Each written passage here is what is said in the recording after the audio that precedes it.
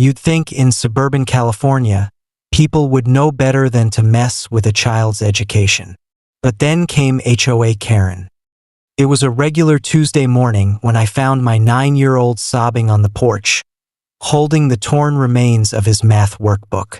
Standing over him with her arms crossed and a smug grin was her, the self-appointed enforcer of neighborhood order, wearing a sun hat like a crown and wielding HOA rules like holy scripture.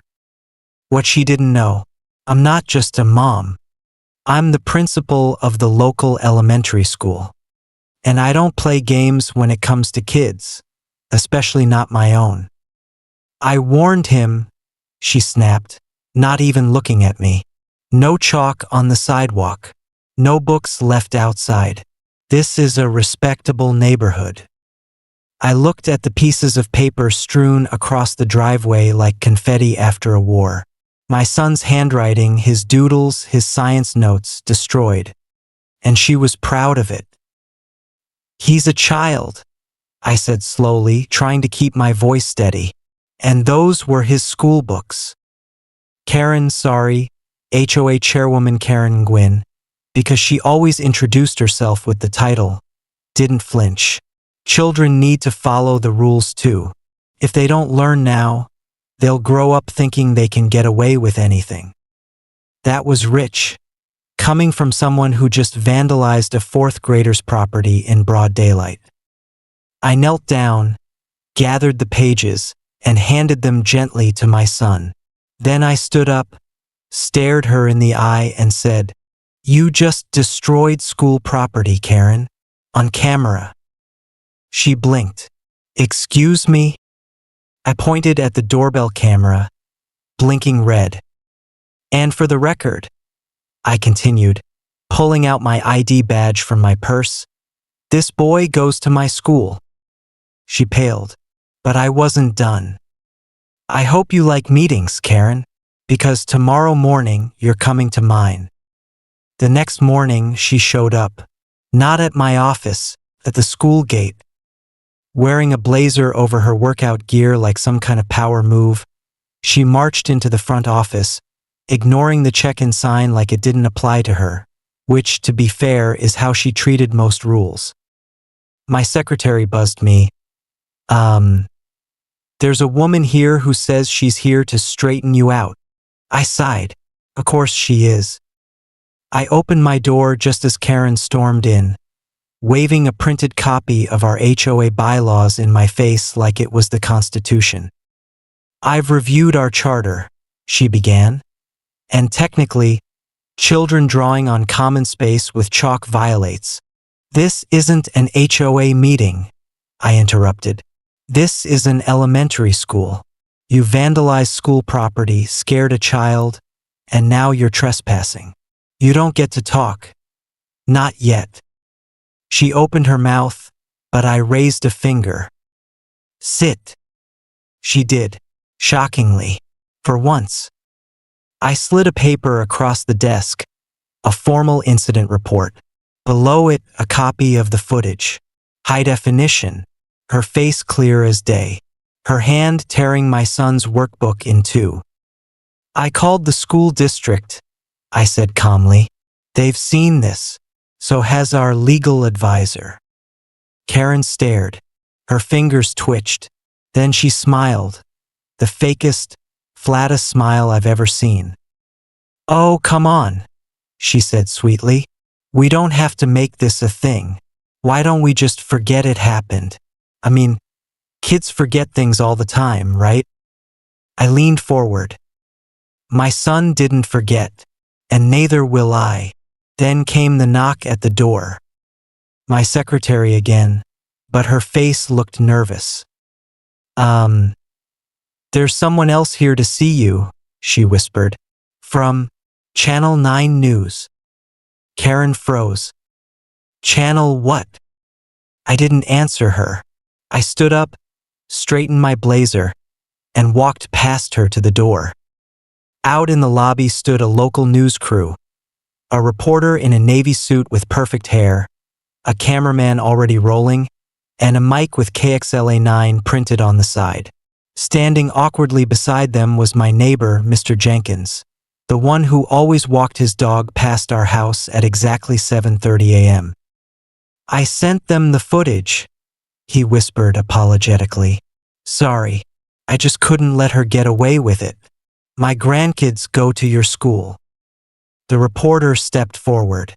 "Principal Matthews, do you have a moment to comment on the incident involving the HOA board and your child's school materials?" Karen stepped into view behind me. "This is a private matter," she barked. "You have no right to film." "Actually," the reporter replied coolly, "California is a one-party consent state, and that footage, taken on the family's property, perfectly legal and very newsworthy." Karen's face turned a shade of red I hadn't seen before. Not anger red, panic red. I could see it happening in real time. The realization that this wasn't just a spat with the neighbor anymore. This was public. This was reputation. And for someone like her, that was everything. I stepped back and gestured to the crew. "Let's talk in the conference room." Karen tried to follow, but I turned and blocked the doorway. "I think you should wait here," I said, calm as a lake. She stared at me, lips parted, breath short. "I'll sue," she hissed. I smiled. "So will I." Then I closed the door. Outside, phones buzzed. Social media posts began to fly. Someone on TikTok had already set the doorbell cam footage to dramatic music. And in the staff lounge, a group of teachers were watching it over lunch, wide-eyed. But this wasn't over. Not yet. Because what none of us knew was that Karen had a secret of her own. And it was about to come out. Outside the conference room, Karen sat stiffly in her chair, like a statue melting under the heat of public attention. Inside, I answered the reporter's questions with calm clarity. No need to dramatize anything, the truth spoke loudly enough. A child humiliated and hurt by someone who was supposed to protect the neighborhood. That was all anyone needed to hear. When the interview wrapped and I stepped back into the hallway, Karen was gone. No apology, no argument, no storming out. Just a crumpled copy of the HOA bylaws on the floor, last page torn clean off. I thought that was the end. Until 3 days later, I received an email from a different reporter.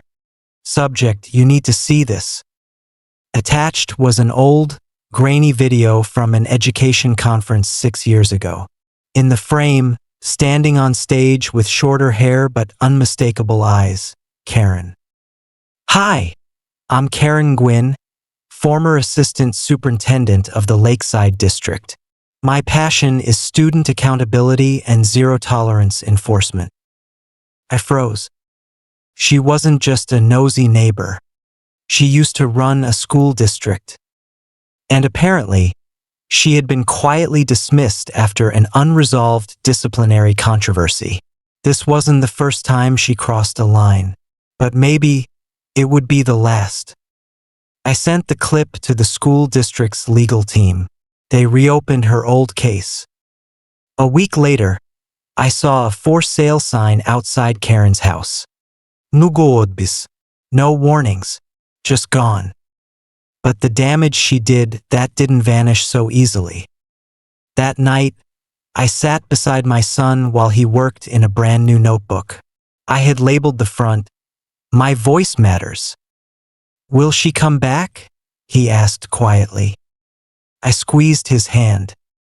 "If she does, I'll be here," I said. "And next time you'll know how to stand up too."